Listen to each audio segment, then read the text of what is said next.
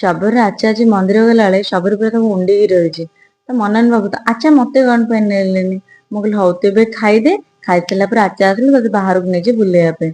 ଟିକେ ମିଛ କହିଦେଲି, ଶବରର ମନ ବୁଝିଲେନି। ତ ମୁଁ କଣ କଲି ନା ଗୀତ ଲଗେଇଥିଲି, ଗୀତ ଲଗେଇକି ଆମେ ଦି ଜଣ ଯାକ ନାଚିଲୁ। ସତରେ ପିଲାମାନଙ୍କୁ ଟିକେ ଏଣ୍ଟରଟେନମେଣ୍ଟ କରିବା ପାଇଁ କଣ କଣ ସବୁ କରିବାକୁ ପଡୁଛି। 3-4 ଦିନ ହେଲା ଗୋଟେ ଫିଲ୍ମ ଦେଖୁଛି, ହେଲେ ସେ ଫିଲ୍ମ ଟାକୁ ଶେଷ ହିଁ କରିପାରୁନି। ଟାଇମ ହିଁ ହଉନି ଦେଖିବା ପାଇଁ ଭଲସେ। ତାପରେ ଆଚ୍ଛା ବି ସେତେବେଳକୁ ପଳେଇ ଆସିଥିଲେ। ମୁଁ କହିଲି ହଉ ମୁଁ ଯାଉଛି ରୋଷେଇବାସ କରିବି, ତମେ ଯାଅ ଲୁଗାପଟା ନେଇ ବାହାରେ ଶୁଖେଇବ। ସେ ମତେ କୁହନ୍ତି ବାହାରେ ବା ବର୍ଷା ହଉଛି। ମୁଁ କହିଲି ବାହାରେ ସିନା ବର୍ଷା ହଉଛି, ଏଠି ତ ପକେଇବା ପାଇଁ ଜାଗା ଅଛି ନା, ତମେ ଏଇଠି ସବୁ ପକେଇବା ପାଇଁ କର। ଦିପହର ଖାଇବାରେ ଆଜି କିଛି ଅଲଗା ବନେଇଥିଲି, ପୋଟଳ ଆଳୁ କୋଫ୍ତା।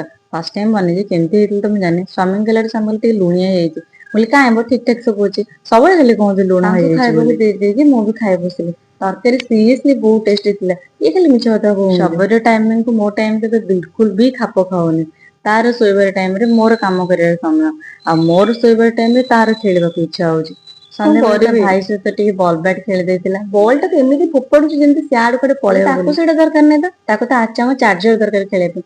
କହିଲାଠୁ ଯେମିତି ଖତେଇ ହଉଛି। ଆଜି ପାଇଁ ଏତିକି, ବାକି କାଲି।